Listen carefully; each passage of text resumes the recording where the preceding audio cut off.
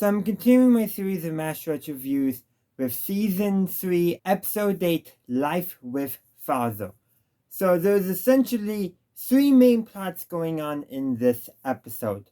So what I would consider the A plot is a young Korean woman who's married to a U.S. Army corporal who's currently at the front comes to the camp looking to get a circumcision performed on their child in accordance with Jewish traditions, so a proper Jewish bris ceremony. The second plot is that Hawkeye accepts a random letter that was just addressed to Occupant 477, and it happens to be basically a visual puzzle where you can find, I think it was 10 US presidents in the image, that you win a pony. I wonder if the pony will ever show up because I don't think it does. And then the subplot is Henry gets a letter from his wife Lorraine that at first makes it seem like she is giving him permission to be unfaithful. He's already been unfaithful, but as he overthinks it, he concludes that Lorraine must have cheated. And there is a double standard going on because previous episodes of MASH, like I said, has had Henry cheat before being unfaithful to his wife. But here he is being just totally not accepting the fact that Lorraine might have done the same thing that he did. And they never even mentioned that at all in the episode. In fact, when he calls Lorraine, sounds like she might have had an affair or at least considered having an affair. We don't get to hear Lorraine's side of the conversation, so we don't know. But there is definitely a double standard of that going on, and I feel like in the 50s, it was considered more acceptable for the man in the relationship to have an affair, but not for the wife. In my opinion, neither should have an affair. If you make that commitment to each other, you should honor that commitment. I should also mention that with the Henry plot, there's two instances where they repeat the same joke and it works both times, where Henry's having a conversation with somebody about his concerns with regarding the letter from his wife, and neither side of the party are listening to each other. The first time is with Radar, and Radar's actually trying to locate a rabbi to perform the bris of the A plot, because the one rabbi Father Mulcahy knew is no longer available, who, by the way, might have been, who fits the same description of the rabbi that Trapper mentioned in 5 O'Clock Charlie. That has to be either that writer pulling out a deep-cut joke or a huge coincidence. So, Radar's is on the radio, and he's talking, and his response is talking on the radio fits the responses he needs to be making with what Henry's saying. And then, later on, Henry is talking with Father Mulcahy, and Father Mulcahy is... There's my cat. So now that there's my cat, I think, is done interrupting me, which my members will get to see that in full. So, like I was saying, Father Mulcahy is lamenting over the fact that his sister, is thinking of leaving the convent, no longer being a nun because she wants to have her own children. And she happens to be a teacher and she likes working with children, decided that she might want her own, and she wants her brother, the father, blessing in all that.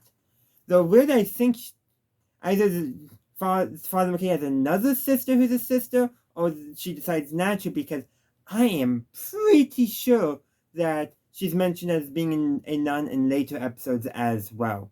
But regardless of all that, Father Mulcahy lamenting over that letter and Henry lamenting over his letter, they are talking about each of their own letters and not listening to each other, but the conversation seems to be going forward anyhow. Both are done slightly differently, with the talking about having two different conversations at once, but they somehow fitting together. It just works very well, in my opinion, in terms of comedy and all that.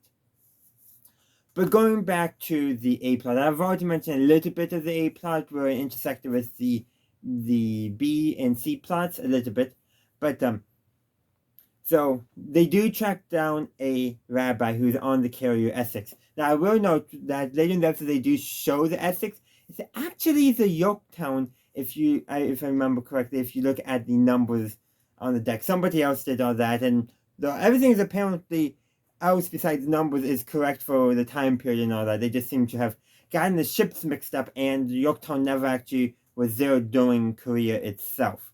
Again, somebody else did all this research, but it is a neat historical little fact about real history intersecting with MASH. But they do track down a rabbi there.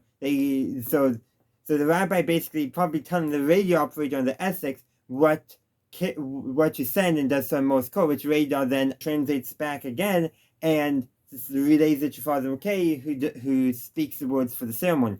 Of course, the ceremony does not go without a hiccup. One, Henry and Margaret basically are like, this is an elective surgery, you should not be performing it.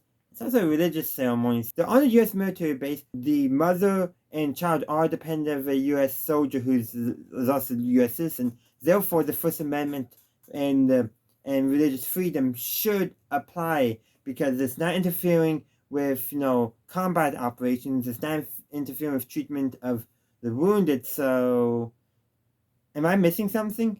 Or are they just being sticklers for the rules or potentially even racist? It's possible, especially earlier in the episode how Frank dismissed the Korean mother.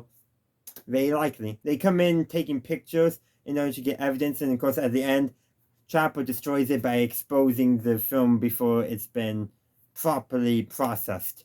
By the way, people who don't know, we used to take pictures with actual film rather than our phones, which I'm doing right now. I'm using a phone instead of film. Imagine if I filmed all my videos on film and then uploaded them. That would be a pain to do, I think. And then there's another interruption as the radio cuts out and the last bit of the ceremony is the last saying, the last blessing prayer to be given is not received. But thankfully, the mother does remember what it is and says it in Hebrew, and they finish it. Now, I will say somebody's done the research as well on this, but apparently the ceremony was not quite properly performed for a real bris, which makes sense. The writers probably like, ooh, this is a cool idea, and then they probably looked at one, like maybe a dictionary entry or an encyclopedia entry and called it good enough and then bothered contacting an actual rabbi to learn how to do the actual ceremony. And that's probably what happened. Or anti-Semitism. I think it's more just the lazy writers figured this is going to be a good, cool bit for the episode. It's going to make an interesting story, and they just did some cursory research. That's the most likely explanation. Because there is a saying, never attribute to malice what can be attributed to ignorance. And I think ignorance is what's going on here. Even today, lots of people with many cultural practices are ignorant. Now, some of it is a willful ignorance, and some of it is just they've never been properly informed on what the practices are, what they entail, what they mean to the people. Some people just are not informed. That's different than being ignorant because you're choosing not to learn. There's a huge difference. But that's kind of sidetracked from this episode. And the episode then ends with Hawkeye and Chopper getting on a white horse to practice for the pony. Kind of a crazy ending. I do wonder if that pony will ever come.